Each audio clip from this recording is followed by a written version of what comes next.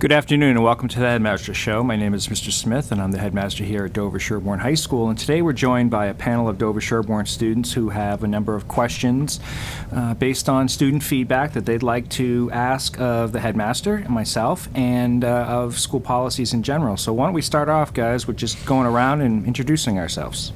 I'm Tara, I'm a senior. I'm Sarah, I'm a senior. I'm Ben, I'm a senior. Mike, I'm a senior. I'm Graham, I'm a senior. Well, it's great to have you guys on, and I know that for our opening show we have a number of different questions and concerns that are coming from the student body. So why don't we open up with the first question? So going around the school, a lot of seniors were upset with the 15 DR rule. And breaking it down, we just wanted to ask why we can only sign out around once a week in a 20-week semester, if senior privilege is kind of like preparing us for college and having like longer breaks between classes and time management. And also just the fact that some students feel like they can get more work done at home instead of at school. Yeah, it's an excellent question, and it's always one that Ms. Keegan and I are open to considering. So 3 years ago, it was actually just second semester, and one of the things that when I came in and we had an opportunity to kind of see the seniors go through senior privilege the second half of the year, I said I think it might be something we might want to open up for the full school year. So we took that step and we received school committee approval, which is the process for any time you change a policy with students that you have to do. And the 15 was set quite some time ago. So it kind of goes back to the old policy. I've had a number of students over the last couple of years who have sat down with me and have asked, could we expand that? Could we have more? And I am certainly open to that. I think one of the things that the school committee and myself, we like having you on campus as much as possible too. Tara, I completely agree. I think some students in different environments can learn better. They have opportunities to get out, and it is in fact preparing you for independence. I wholeheartedly agree. This year we're looking to receive school committee approval down the road for extending the number of days for seniors who do not go out on senior project. So a number of seniors will obviously participate in senior project, but for those students who don't and they stay, they're kind of caught back. So we have talked about the possibility of extending those days for them to give them more, and then perhaps with a proposal for the following fall to perhaps allow for more days. I think 20 DRs as opposed to 15 is pretty reasonable, because then it would be one a week. It's all about time management and how you plan things out. So we can continue to talk, and I think that it would be great if the student body could put forth a proposal. Going along with that also, students wanted to know why 5 and 6 count as one of your 15 sign-outs if periods 1 and 2 just don't count towards one of the 15. Yeah, and this comes down to solely the whole sleep thing. So we said, listen, if we're telling our students we want you to get more sleep, then we have to also have some kind of incentive for that, and that's why we felt like, okay, students may be more apt to sleep in if they know it's not going to count against their number. In terms of 5 and 6, now period 6, as you know, the last period of the day does not count, but period 5 does, because once again, there are state laws in public high schools where you got to have so much time on learning, and this really became one of those time on learning things where if we double that up, then if we were ever audited, in fact we were audited last year as part of our program review, and one of the things they changed was the date of graduation had to get pushed back a little bit because our seniors were not actually attending enough days between their last day and the last day of underclassmen finals. So some of it has to do with state law, and then some of it's just philosophical that we feel like period 5, which is the lunch block, is still a good time to have you here eating lunch, engaged in school, whereas period 6, we do understand that if you want to get home before an athletic contest, play rehearsals, a part-time job, whatever, you've got a little bit of downtime. So I think for now, we might be more inclined to look at extending more DRs than we would just giving you periods 5 and 6 as one. Doesn't the number of hours that a student would be in school, especially seniors, doesn't that vary anyways because of like how many DRs you have in a schedule or what you're doing with your time? Yes, it does, and that's a good point. It does. However, what they do is they take what the average would be if we didn't have such a policy. So you're right. You may have 3 DRs, your peer may have 2, so you naturally could be out of school more time per se. And what they try to do is find that average. That's why. But it's certainly something for us to take a peek at, and as I said, we're going to look first with the senior project. Kids who are not going out on senior project have more DR availability in the spring, because then we really feel like it's not just a matter of getting work done. You have now, in many cases, already gotten into college and probably have other things to do, and just keeping you here for the sake of keeping you here doesn't really seem to make sense. I feel like the problem with that is just that a lot of people feel that way now. So like if you have 5 and 6 and you don't want to use one of your 15 DRs when you could be doing something at home, like applying to college, which like is a very valuable like time to do that. And if you're not doing something like that, like you're probably either doing other work, or what I would do is take a nap, which Sure. just like goes into the whole idea of getting more hours of sleep and being more rested and being better for the school day and the part that you actually are learning. Yeah, no, I think it's a valid point. I think that period 5 to me is still a time when our school session is deep into, our schedule, whereas period 6, it's sort of the end of the day, and it gives you a little bit more time frame. So I think it's just a matter of perspective. Who has the next question? I do. So our next question, as you've probably looked at many times, Yes. parking. Yep. So we did some calculations, and basically we were wondering why the parking fee was so high. When Tara and I and Ben actually helped out, we took the liberty to ask 5 surrounding public schools about what their parking policy was. Right now, we have Needham, which is $80 for the year. Medfield is $180. Natick and Weston are both free, and then Holliston is $50 for the year. And I think it's just important to point out, obviously, Needham and Natick are both very big schools, and aren't in the TVL either, which I know you guys like talk to others in the TVL in terms of like rules and whatnot and canceling school, etc. But Weston, Medfield, and Holliston are all in the TVL, and all of these numbers are under $180. So I thought that was just like a very big problem right now, because a lot of students complain about it and don't really know where the money's going toward. Sure.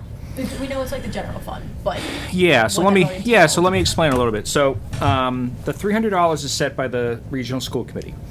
School committees in regional school systems can raise revenue, generate revenue, really in very small areas. They can't charge for bus transportation because the regional school systems are not allowed to, whereas some single community towns like a Needham or a Medfield could actually do that. They could actually eliminate buses, or they could charge students to take the bus. Regional school systems cannot, because they figure that between towns the amount of travel would make it exorbitant. So the regional school committee will set those numbers. And in terms of then comparisons, what they do is they go out and look at some similar schools, and you're absolutely right. I would say Weston's a very similar school, and theirs happens to be free. So they can really raise revenue in just really 3 ways: student activity or club fees, athletic fees, and parking fees. Those are really the only places where regional school systems can raise any additional money. And that money really is just used to help offset the budget. Some of the money goes into maintaining the lot and doing those things. 2 years ago, we actually increased the size of the lot, increased the spots by over 45. Well, the money for that came from parking funds. So that is kind of an example. Now, with all the revenue that is raised, is that what it costs to maintain our parking lot? No, of course not. But that it really flat out is a way for the district to help offset the budget, the general operating budget. So when it says general fund, I know sometimes students feel like, where is this? Is this some black hole? It really just goes into paying for everything and anything that the district has as a cost. Whether that's electrical, HVAC, heating, cooling, transportation, whatever it might be, it's to help offset it. And regional school systems do depend on this kind of money, because otherwise there might be additional cuts in other areas which could impact students and families. Now, the question about the 300 as opposed to 180 or 50 or 80 is very valid. And I think that what they have looked at over the last few years, it was 275 for quite some time, and they went to 300. They're looking at the cost of operating budgets going up, and they need to try to find ways to keep up with it. And then unfortunately, I think that's one of the small areas where they can do that. Yeah, I'm not recommending that it's free because I think obviously money needs to be coming from somewhere to go somewhere else. I think the issue is mostly just the price of it, considering like I know a ton of my friends have to pay for their own gas, maybe pay for part of insurance or all of insurance. So I'm sure that a lot of students here are paying for part of the parking fee, Yep. if not all of it in some cases. So it's just kind of frustrating in comparison to other schools when the fee is just so high. Sure. And then we look at ourselves and it's like our school isn't much different from yours, so why are we being upcharged such a crazy amount? Tara and I also did some calculations. So these are like generally like lower numbers than are probably accurate because I wasn't completely sure how many parking spots we have, Yep. nor like how many people have access to cars. But we were saying about there are 150 seniors, and most seniors, like basically all of them, pay outright in the beginning of the year because they'll have a car for the whole entire year. Right. And 150 times 300, that's $45,000. And then for the juniors who have to pay $2 a day, the juniors who have their licenses from day one have to pay $370 right at the end of the year. We cap it at 3. Okay. So they'd be capped at 3. Nobody pays more than 300. Okay. But you're right. Some juniors are going to pay more than others because they have their license longer. Right, and then like as the year goes on, more juniors get licenses. Yes. And then have access to cars, therefore more money is being made. Yep. So obviously like with the 300 cap, these numbers are a tad off, but it's like $65,000. Yeah. Which is a lot of money. Yeah, to it's a be- fair to be- amount of money, and there's no doubt, and I think that's part of the interest for regional school committees is they look at it and say, this is a good place where we can raise a lot of revenue and generate revenue. We do offer financial hardship situations. I've got some students who pay a reduced rate for parking, but that's obviously kept internal. There's lots of factors for that, but financial aid is provided, payment plans are provided. That's something, I think in order to get additional information, you'd have to contact the school committee. Because that's, they may ask my input on it. I'm not a fan of fees in general. I come from a different time where public education was public education, but there's also the need for some revenue to be generated because otherwise the cost would be exorbitant upon the taxpayers. Yeah, does any of the money come from taxes? Because it's a public school, so are you making, does the school itself gain anything? No, they don't make any profit. They just use it to offset Okay. additional costs. Because things like health care and health coverage or utilities, those go up, and we really don't have a lot of control over to what degree they go up. So we can determine what it's going to cost to pay teachers and administrators and support staff in a given year. But what we don't know necessarily from year to year is what will the insurance, health insurance uptick be, or what will some of our utilities be. Transportation costs can change because if we have a contract with a busing company for 3 years and it changes, inevitably that money goes up. So budgets very seldom go down because costs traditionally always go up. I'm just confused. How come things like healthcare or like transportation fees, how is that not a part of a school budget? Oh, it is part of a budget, but I think that they look at ways in which they can take, let's take, for example, if you're a taxpayer and your kids have already gone through the school, it's a way to sort of offset those people because otherwise Why would they you be no longer paying? have kids Right. in the schools. When you have kids in the schools, I think there's a lot more understanding to the value of the tax dollars. When you leave or if you're retired and you're on a fixed income, then it becomes much more difficult and you're paying for increases that really you're not seeing an increase in your own pay and you're not really seeing a direct benefit because you no longer have children in the school system.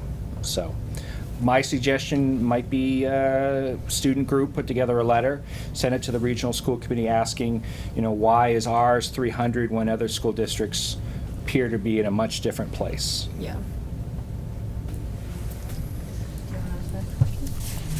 Mike?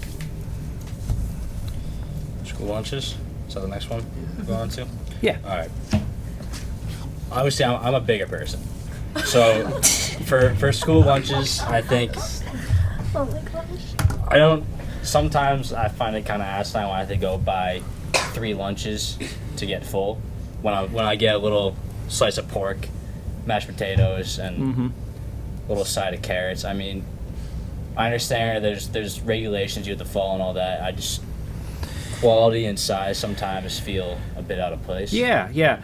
I would say you're probably not alone within high schools, not only here but across the country. New standards, nutritional standards, meal size standards have greatly changed in the last 10 years, 5 years, and as a result, they're looking at smaller portions and increased costs. The food service industry here is really dictated by the national and the state standards, so they don't necessarily have a choice. A few years ago, we were able to do different types of bagels, so then the sugar content, the sodium content, all these factors come into place, and unfortunately, in some cases, maybe it has gone too far. Sometimes I think that some of these changes are beneficial for a healthier society, but other times I think they become difficult because high school kids, especially I think in our district, are for the most part pretty healthy and have long days and are very active and need the additional nutrition. So as a result of that, we try to look at ways that we can kind of help to offset it. Once again, I, as the high school headmaster, and Mr. Kellett as middle school, we don't really have any say over the food service program. It's really done through the central office and through food service, but it's kind of the ongoing saga of some students need a bigger portion for lunch simply because they burn more calories, they're bigger, they're growing at different rates, and it does become difficult. I don't disagree. I just think that that's where we run into the federal standards, and they're just doing what they're told. But, some of the things that we have done this year, I brought in a couple new healthy vending machines, and we're optimistic about it because what'll happen is, once again, there are codes like we can't sell Coke products, we can't sell soda, you can't sell caffeine, you can't do those things by law. But we can have other types of opportunities for students. And so we have two vending machines, one in the front lobby of our cafeteria, Linquist, and another one in our snack shed that are open from 1:30 to 5 o'clock, the outside one, and the inside one from 1:30 to 10. The reason why it's not all day is we can't also conflict with food service. We can't have competing interests with them. And didn't cost us anything to bring those machines in. Students and adults can just pay as they go. Soon those machines are going to be able to accept credit and debit cards too, so if you don't have cash on you or coins, it works well. And what we're hoping is that by doing that, it'll just give students another opportunity after practice, before play, before clubs, to grab something else because maybe you're still hungry because the lunch portion wasn't adequate. And I agree. The other thing that the district has done, they hired a nutritionist to look at overall the quality of our food, the portions of our food, and everything like that. And we're hoping to get a report from that nutritionist, which will really kind of guide the future for food service here. So there are some things that are being done. I don't think we're ever going to get to a place where students will be 100% pleased, just because I think the portion size is so different student to student.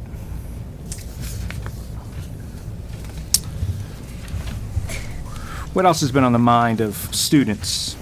Let me take it. You can. So another concern with students is the Wi-Fi, Yeah. and many students believe it's inconsistent throughout the school, and that not all have access to it, or some spots are better than others. And so, is there anything that can be done to fix this?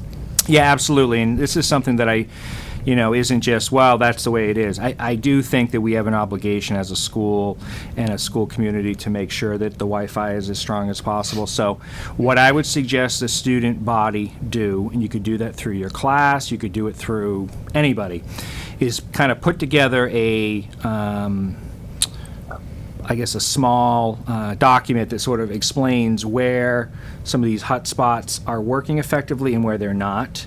I, in turn, can then present that to the Director of Technology because they can be checking on these Wi-Fi spots, because the plan is to have everything be available throughout the district. In fact, even like outside of Linquist, outside of our gymnasium. I mean, these are places where everything should be working because we have the Wi-Fi spots in place. And if we're seeing some problems, then we certainly do need to know. So my suggestion in that would be perhaps submit something to me or submit something to Mr. Butterworth with spots that have been problematic. And I think then we can then forward that to the Director of Technology, because you guys are the eyes and ears for us, because you probably use the Wi-Fi even more than the teachers and the administration does, just because I'm hardwired with my computer, right? So I have easy access and I'm not using the Wi-Fi, whereas you're probably more apt to based on your movement from class to class. So definitely submit some form of information to me, and I can forward that to the Director of Technology and get that underway. Students also complained a little bit about summer reading, and just brought up the idea of challenge success and kind of how, like, maybe summer reading goes against those values, because I know. Yeah, so tell me what, in talking to other students, what was sort of the general concern with the summer reading? Was it the amount? Was it the fact that it was put out there at all? What departments were doing it? I think the issue wasn't the fact that there was summer reading, because we've had that since middle school. Yeah. The issue is that there were extraneous books that weren't necessary and we did nothing with. So, like, there are definitely, like, classics that a lot of English departments, like, they need to have in their curriculum. And it makes sense because we talk about them and they connect to the theme for the rest of the year. It's just the other, like, grammar books or, like, other history books that are supposed to be educational but are just, like, really god-awful to get through. And it doesn't really teach you anything, especially when the only thing that's happening in the beginning of the year in regards to the book is, okay, have a summer reading, like, quiz, did you read the book? Not, and I'm not asking, like, oh, let's do an essay on it. And Sure, some classes sure. do that, but Right. it's more just, like, what's really necessary versus extra work. that Yeah, we yeah, having should value, get. right? So, you know, I know in some cases our AP classes do it. Some of that, we've actually looked at having them scale it back, and they have, in fact, over past years, scaled some of that back for that reason alone. I've said, you know, through Challenge Success, it's not so much that we want to eliminate summer reading or eliminate homework, but it needs to be meaningful, needs to be reasonable, and it needs to be looking at the whole picture, meaning that as students, you should have a summer. You shouldn't just be. Where we run into some issues with some of our APs, some of our students take multiple APs here. And so even if everyone has a little bit that they offer, it can add up. And part of the problem too is we start school in late August. The AP exams are in early May. Some southern schools and some schools in the west actually start school at the beginning of August, and they have a lot more time. And the curriculum that has to be covered, sometimes it's quite difficult to cover in a school year if some pre-work isn't done. Some teachers don't offer it and say they don't need to. Others feel as though that they do. I know that the sciences typically do. I know that some of the social studies do. But it's certainly something through Challenge Success that we've looked at, because I do believe that the other piece is we want to encourage lifelong reading. That being said, we don't want the summer to just be an extension of the homework season, because that's just going to turn people off from reading, and it's just going to sour people on it. So we did have some movement last year. We scaled some things back, and it sounds as though what I'd like to do is get some feedback from the faculty, from students, anonymous feedback, which I think you guys would be honest to say what was good about it, what wasn't. Is it too much? Is it, you know, I don't think anyone's going to say it's not enough, but was the summer reading too much? And if so, what really should we be looking at? Because I think in some cases, your parents do have some expectations that some learning continues in some shape or form. My previous school, we actually had a summer reading where a student could choose which book. So it was actually pretty cool, because then if there was a particular genre you were interested in or something that you'd wanted to read, you had that opportunity. And then we had, you know, it took a lot of work, but we had book groups meet at the beginning of the school year and have discussion. So it wasn't so much they had to write an essay, but it was more meaningful. Yeah, I mean, it's mostly, besides benefit for the students, it's for the teachers too, because I know, like, Yeah. a lot of people who don't want to read the books, they don't read them. And that doesn't really help anyone's education, and it doesn't help a teacher wasting a class 2 or 3 on, like, hey, like, did you do summer reading? Let's discuss this. Let's compare these things. Let's write something on it. Like, it's not helpful to get feedback from students who didn't do it. Right. And that's not true across the board, but, like, I have friends who or even taking, I think I have a friend who's taking 3 APs, which like isn't even the maximum amount. Like I know other people who are taking 5 or 6, and she had 5 books to read, and she didn't read all of them. And that's more just the case of like, okay, I want to spend my summer doing what I want to do, and then as everyone knows, like you cram at the end of the summer, and Right. either you cram and read all of them, or you cram and don't read all of them, or you spark note them, and that's just the case. Sure. And that's been happening. Yeah, for no, years. and you know what? There were conversations that took place in social studies this past year around that exact topic. You know, should we be offering this? And I think the feeling was that for now, we should still continue to have a summer reading book, but really we should be examining what the value is. Who is it benefiting? Because it shouldn't just be a benefit to the teacher to say, oh, good, I got my kids to read Right. this book. It should be sort of self-imposed upon the student to say, I read this book and here's what I got out of it. So yeah, that's a good point, and those questions are being asked. We did scale some things back with summer reading, and we'll continue to do so. We're going to need to. Because as you said, if you get to a certain point where you just offer too much, people aren't going to read it. Yeah. I mean, that was like, just for an example, I'm in AP Literature, and we had 2 books to read. One of them was The Grapes of Wrath, the other one was a book on grammar, and I don't know anyone who read the grammar book, to be honest. And it's just the case, and I know a lot of people who read Grapes of Wrath, and like, again, that's a classic. So like, it makes sense that people either did or like, they can at least understand the benefit. And we even talked about that in class. Like, what did you get out of this book? Do you think it's worth reading? And like, are you happy or sad that you did it, etc. And like, I thought that was beneficial and like a good use of time, and it makes sense given the curriculum. Yeah, I think the grammar book, you know, I would tend to agree. I think the grammar book has come into question the last couple of years. Yeah, we and- had it last year too. And the feeling is it's offered because they want to make sure that students have been exposed to that. So it's almost as though if you are not exposed to it, that's your fault. Right. But what really are you really getting out of it if we don't do anything with it? They're not enough. Yeah, very true, very true. Well, these are all, you know, very important questions. I think that it would be nice to come back to some of these at our next roundtable to see what progress has been made on these, and I'm sure there will be some things that will come up further along in the school year. So appreciate your input and asking students, and that is our show. Thank you. Thank you. Thank you.